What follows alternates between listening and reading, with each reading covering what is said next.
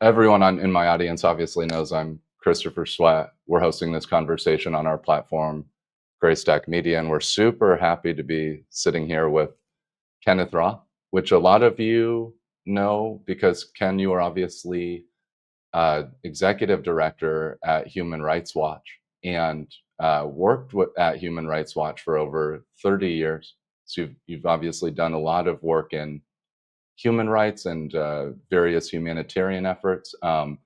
It'd be great just for people that may be hearing your voice officially for the first time.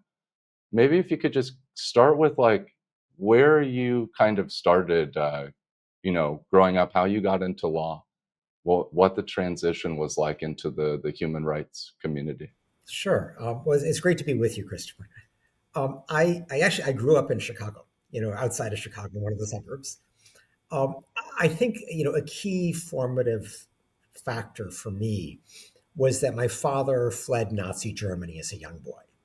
He grew up in Frankfurt, and as a 12-year-old boy in July 1938, managed to get to New York City. And so his immediate family got out, a more extended family didn't. But I grew up with Hitler stories. I grew up with stories of what it was like to be a young Jewish boy living under the Nazis. Worried about what the brown shirts would do to him in the playground. Worried about what the police would do to his father, my grandfather. Might they arrest him? Something else. And so, I grew up very aware of the evil that governments can do. And I think that's a big part of what drove me to try to prevent that kind of evil, any place in the world. It was also, I think, I was very much a product of the 60s. I mean, I was kind of a bit too young to really be part of the 60s, but I was very influenced by the politics of the 60s and, wanted a career where I could make, a public contribution. That's why I went to law school. I thought that would be the best route. And I was very rights oriented. And when I was in law school, Jimmy Carter was the US president. And he introduced human rights as an element of US foreign policy for the first time. And it was very exciting to me. It was the new frontier. And so I wanted to go into international rights work. Now, that wasn't the smartest thing to do at the time because there was barely a human rights movement. I signed up for the one human rights course offered at my law school. They canceled it. So I've never taken a human rights course in my life. I teach two courses at Princeton currently on human rights, but I've never taken one. And I went into a non-existent job market. Human Rights Watch at that stage had 2 employees. So I started off spending my first 6 years as a lawyer, mainly as a federal prosecutor. That was my day job. And then nights and weekends, I would volunteer doing human rights work, mostly on martial law in Poland at the time. And that's what got me launched, and so ultimately a job opened up at Human Rights Watch. I jumped at it. My friends and my parents thought I was crazy because nobody had heard of it at the time, but it was the best professional move I'd ever made. That's so fascinating. And Kenneth, the issue in Poland was in the late 70s, is that right? Well, it was no, this was in the 80s. 80s? Solidarity had emerged in the late 70s Okay. as a big challenge to the communist government. And at Soviet instigation, there was a crackdown. And I then, without really having any experience in Poland, not speaking Polish, but the human rights movement was so rudimentary, they just turned to me. I began monitoring that crackdown and, Okay. and wrote reports on it and traveled to Poland.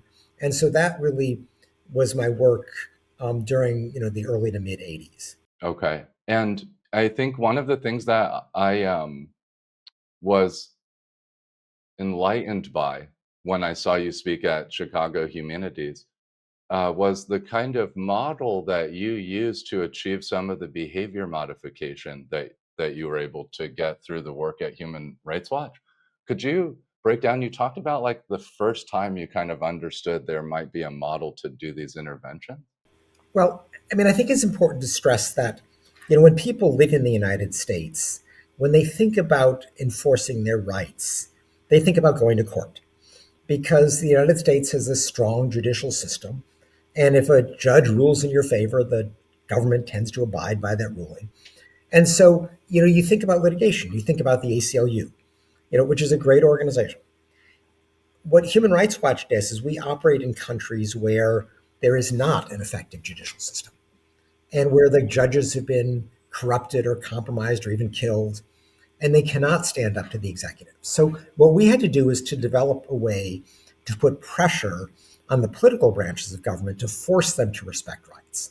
It's in a sense not as good as a judicial order, but it's the best you can do in many of these circumstances. And there are, in essence, two key elements to that methodology.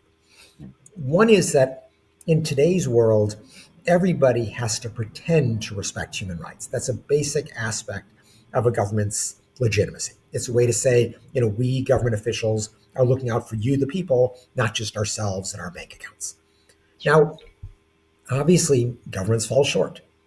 And so, what Human Rights Watch does is the core of the organization is devoted to investigating and documenting the discrepancy between that haughty pretense of respect for human rights and the often ugly reality.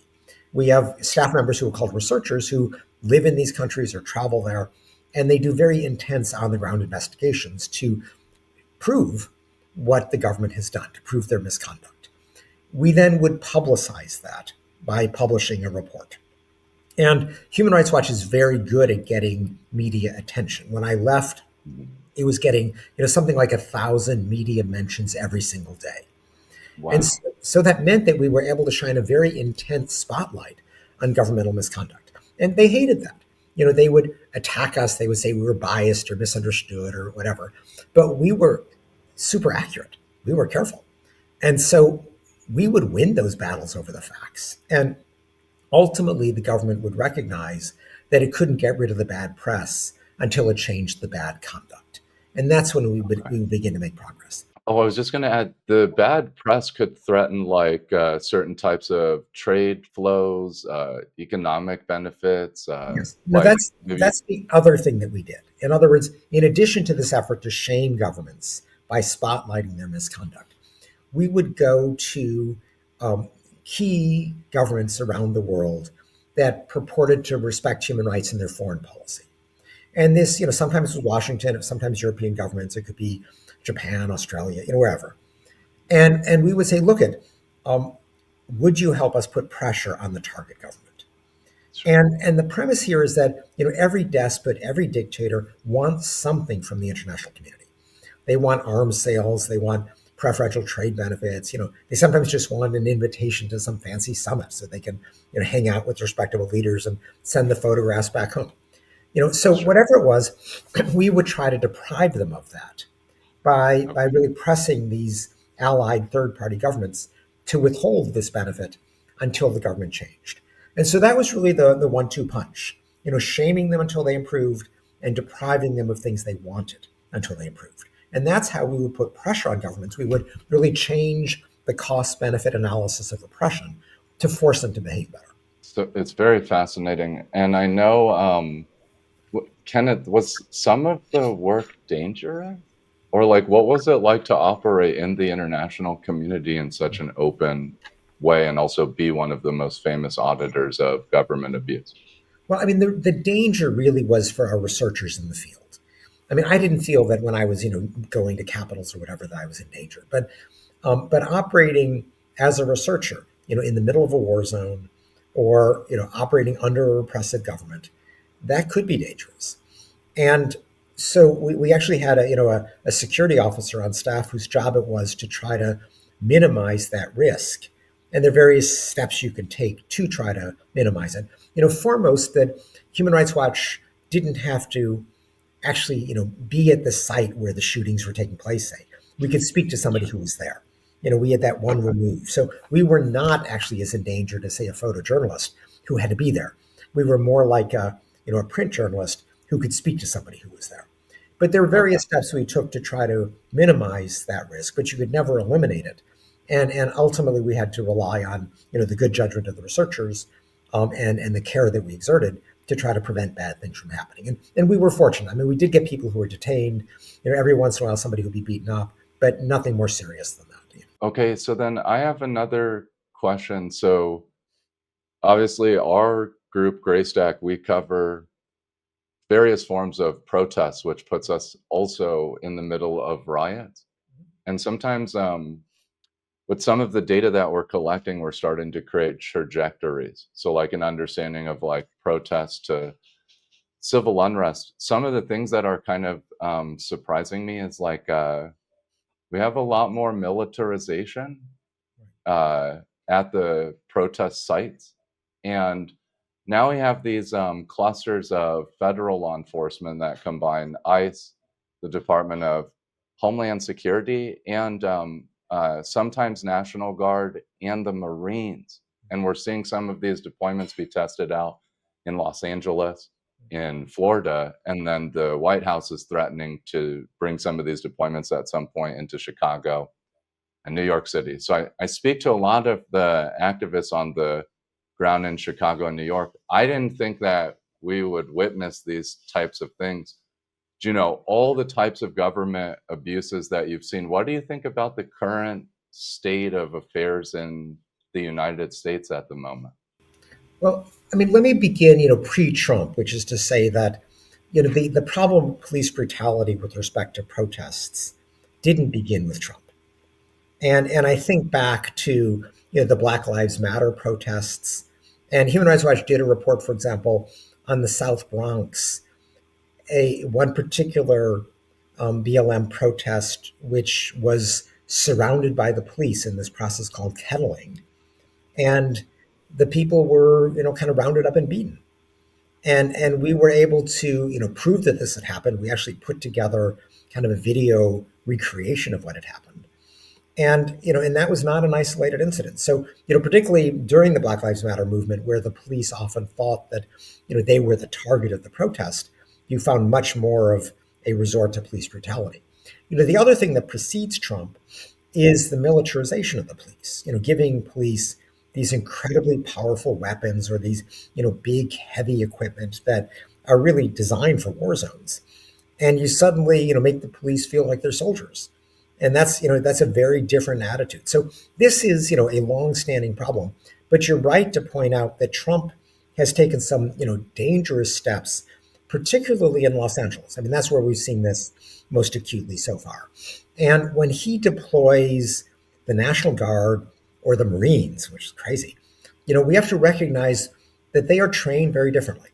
A police officer is trained to follow international human rights law, basically, which says that you can use lethal force only as a last resort to meet an imminent lethal threat. So it's a very reticent approach. It's one that says that we're going to do everything we can to diffuse the situation and to avoid the need to use lethal force. Now, obviously, police violate that, but those are the rules. Marines are not trained that way. Marines are trained by combatant standards, which is to say, when you're in a war, you're under no obligation to arrest the person on the other side. I mean, once you capture them, you can't execute them. You've got to treat them decently. But if there's a combatant, out on the other side of the field, you can shoot to kill. There's nothing wrong with that. That's just what the laws of war permit. And so to bring an untrained Marine, suddenly put them in the middle of Los Angeles, where they don't, know what's going on, and there, is the chaos of a protest, that's an invitation for the unauthorized and illegal use of military force. And you still are seeing, the deployment of equipment that only encourages a resort to unnecessary force. And even, this move toward less than lethal weapons sounds like it's an improvement. Okay, if you're not going to shoot to kill, you have one of these big, rubber bullets or whatever, and most of the time won't kill somebody. But then, well, what standards should apply there? And the standards that should apply are really around just the use of physical force. If the police cannot beat you, they shouldn't be able to fire a rubber bullet at you. But once you have these less than lethal weapons, it lowers the threshold for using them. And we've seen cases where people seem to just have been gratuitously fired upon with potentially serious injury, because these are powerful weapons, even though they're not meant to kill you. But the police often are not trained with the kind of reticence, the reluctance to use these weapons that is called for. Yeah. And Ken, we also have 4 days of footage of the Los Angeles riots. And I review all this stuff. So do some of my colleagues, but it's hard for me to believe it's in Los Angeles. There's multiple snipers with high-powered rifles that have their weapons pointed at the crowd. I know, which is Uh, crazy. For what? There was no threat from the crowd. And yeah, this, I mean, a lot of this is just a political statement. Is Trump saying we're going to take charge here? That's what happened the other day. I mean, where I don't know when you're going to broadcast this, but just 2 days ago, there was this, you know, basically show of force in this Los Angeles park, where you had, you know, mounted police walk across the park, supposedly in an anti-immigration operation, but they were just so visible and so slow moving that it had nothing to do with picking up immigrants. I don't think anybody was picked up, but it was all about showing we're in charge here. And it was yeah, just pure show of force. And that, was designed to scare people. I mean, it was almost, kind of an autocratic signal. We are in charge here. And that is utterly dangerous. I mean, in that case, no force was used. It was just a show of force. But it nonetheless is, the opposite of how police should behave. And it worries me because, Trump, I think the problem Trump has right now is that he promised these mass deportations.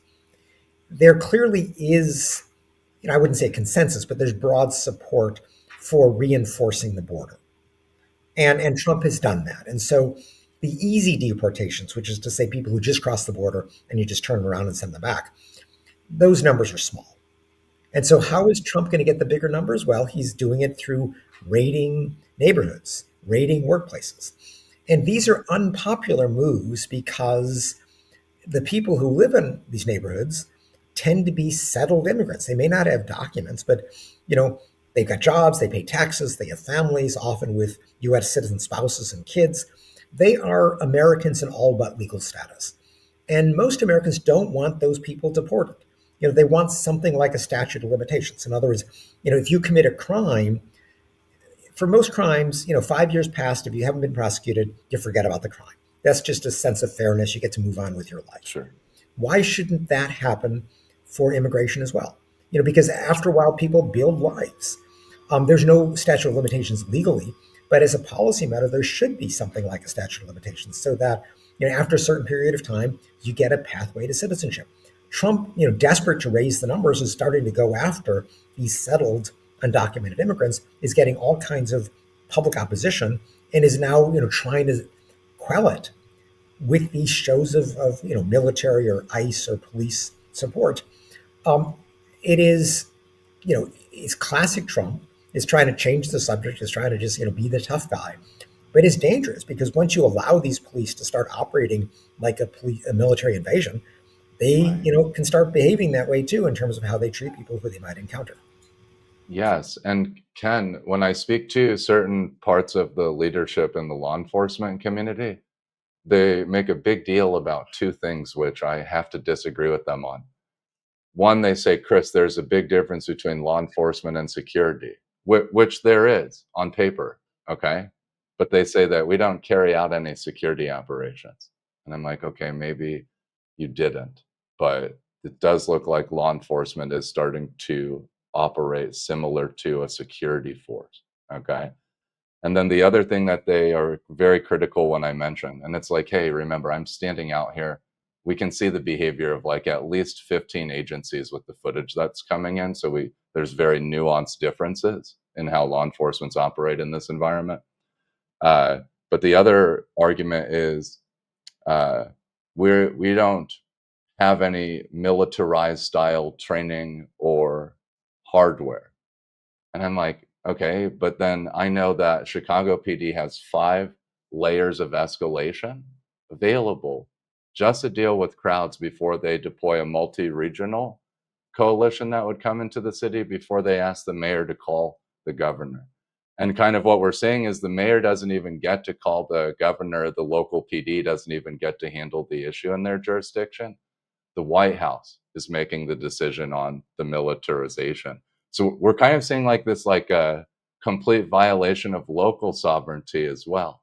Yeah, which is I don't ironic know. because Republicans are notorious for saying they want federalism, they want local control, but in this case, Trump wants to send a political message.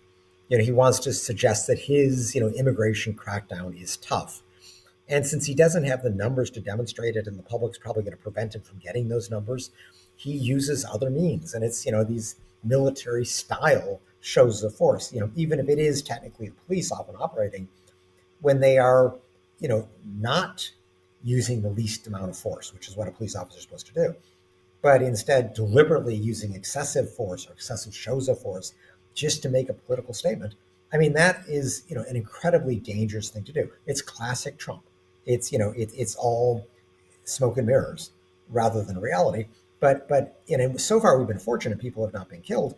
But it's very easy to imagine how people could be killed because once you have police officers pretending that they are soldiers, it's Yeah. only a step away from starting to shoot. When you look at other autocrats, I know we have a nuance here, and then also all the learning that we've done in international relations and all the different research wants to draw a difference between democratic governments and autocratic. All right. So I understand that is implied here, but is this a way that like an executive in an autocratic government might reply to the opposition is like certain forms of military force, or like where do you think we are on that kind of spectrum of like having an autocratic executive in the United States?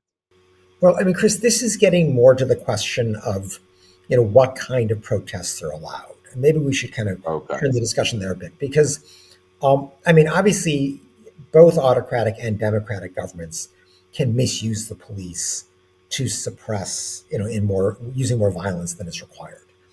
But I think, the troubling thing that we've seen with Trump is that he is showing an intolerance for protest that is inconsistent with the First Amendment. It is, moving more toward autocracy. I mean, I don't want to overstate this. I don't think he is an autocrat yet, but I think he very much is applying the autocrat's handbook. And what that's about is to try to undercut the checks and balances on executive power. And that's what Viktor Orban does in Hungary. That's what Erdogan does in Turkey. That's what Putin does. I mean, they're very classic steps you take. And so, we see Trump, attacking judges, basically silencing the legislature, attacking the universities, attacking law firms, attacking journalists. And, public protest is obviously one important check. And he's been using two main tools there, I think both in violation of the First Amendment, with the aim of suppressing foremost, I think, criticism of Israel. Yeah, And, exactly. and one has been um, the claim that these pro-Palestinian, anti-Israeli protests somehow undermine U.S. foreign policy. Now, the Right. reason he's making that claim, and Marco Rubio is the face of this, the Secretary of State, is that the First Amendment actually applies to foreigners in the United States. So if Yeah. you're here, with a student visa or work visa or even undocumented, you have First Amendment rights.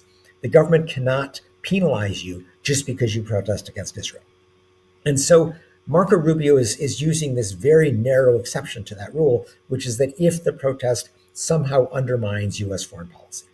And it's crazy that some student protest about Gaza is Yeah. undermining U.S. foreign policy. It's laughable, But that's the absurd claim that they're making. The courts are now gradually saying no, that doesn't wash. But that's one thing they've been doing. The other, and this is more the way they've been attacking the universities, is that they've been arguing that these protests are anti-Semitic. Sure. Now, clearly there are instances of anti-Semitic statements. We can't deny that. But Sure. the vast majority of these protests are just protests against the genocide that Israel is committing in Gaza.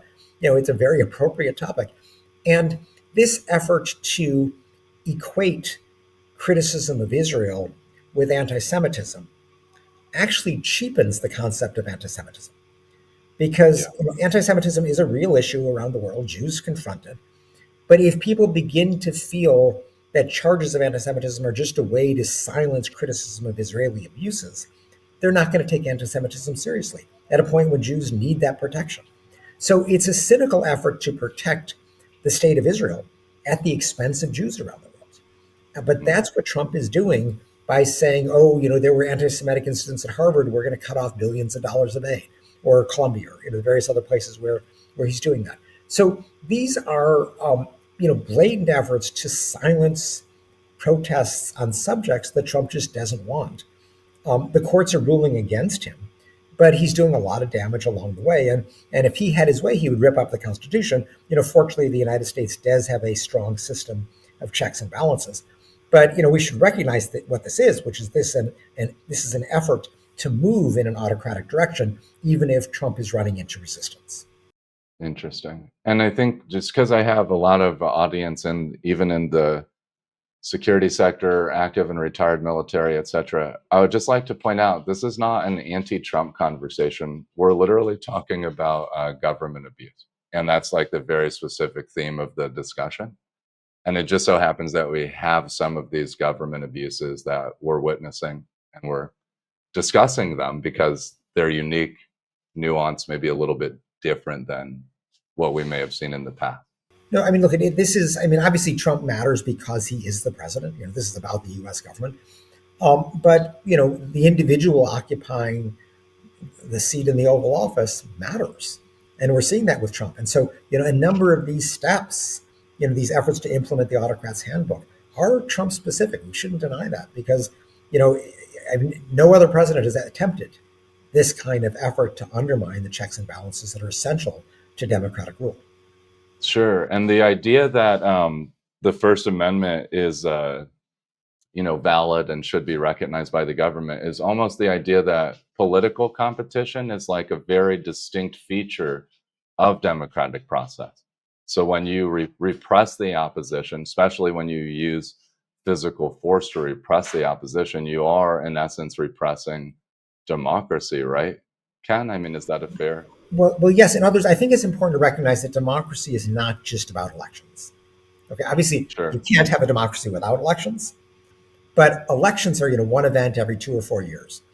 And democracy is also about the rule of law. Is the government or government officials, are they subject to the law? It's about the debate that takes place to formulate policy. And it's about, the various ways that executive power is constrained. And so, if Trump, as he has done, penalizes law firms because they have brought cases he doesn't like, that undermines the rule of law. That makes Sure. lawyers more reluctant to challenge the government.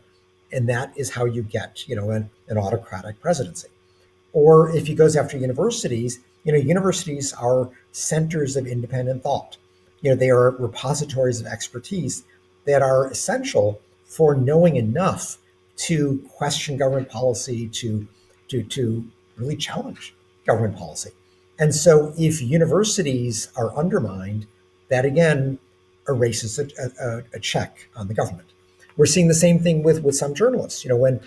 When you get Bezos at the Washington Post, changing the editorial policy because he's worried about repercussions for Amazon, or when you get, Paramount, the owner of CBS, basically settling and paying Trump, I think it's like 15, $16 million Yeah. in a frivolous lawsuit over the 60 Minutes interview with Kamala Harris, just because Sherry Redstone, the principal owner of Paramount, wants some merger to take place that Trump could block and therefore pays him off to try to avoid this problem. I mean, these are efforts to undermine the media, which obviously plays a critical role both in informing public policy. It allows us to be informed and to discuss what's going on, but it's also a check on the government. When the government does something wrong, the media reports on it. And, Trump is trying to reduce that. He hasn't been able to stop it. I think fortunately the checks and balances in the United States are strong, much as they are in Brazil, where Bolsonaro tried something very similar and failed. But we should recognize what's going on because these steps, which are early stage, are the steps that Orban or Erdogan or other well-known autocrats took and brought much further than Trump has been able to go. I think Trump would like to go further. Um, the restraints are significant in the United States, and we have a battle underway. And I have faith in the American system. I do think that these checks and balances will prevail. That's why I don't call Trump an autocrat. I talk about him wanting to apply the autocrat's handbook, but I think it's Sure. premature to say we are living in an autocracy. That's not true. But we should be aware of where things could go if these checks and balances don't operate effectively. Okay. And a couple more questions, and I really appreciate your time, Ken. Do you have any advice to just the activists, some of the ones that are more skilled, but also these young activists that are kind of facing this environment for the first time in their lives? Sure. I mean, first of all, even though some people feel that we are in a post-truth environment and that government can just spin their way out of everything, I don't think that's true. I think Okay. facts continue to be very powerful. And so, my first statement to people who are, participating in protests or maybe witnesses to police brutality is document what you see. Take videos, and then get it out. At least put it on social media, send it to a journalist, whatever. But those facts, that documentation really matters. That's a very important constraint on governmental misconduct. If nobody sees the misconduct, it's going to keep going. But if the police know that they're being watched, they tend to behave better. So I think that documentation process is very important. The other thing is that um, the human rights movement's ability to constrain government is very much dependent on the public sense of right and wrong. That is, when we shine a spotlight on a governmental action of some sort, how the public responds to that. Do they feel that that's okay, or do they feel that that's abusive? That depends on this, public morality, this sense of right and wrong that people have, and that is not fixed. That needs to be nurtured and reinforced.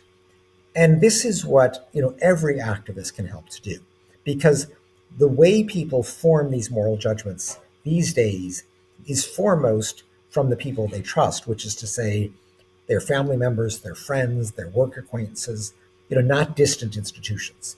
And so, I would say don't only, document things you saw, but also comment on things you saw. Talk about it, post Sure. on social media, because that helps to develop this public sense of right and wrong, in small ways, but it grows over time. That's how we hold governments to account.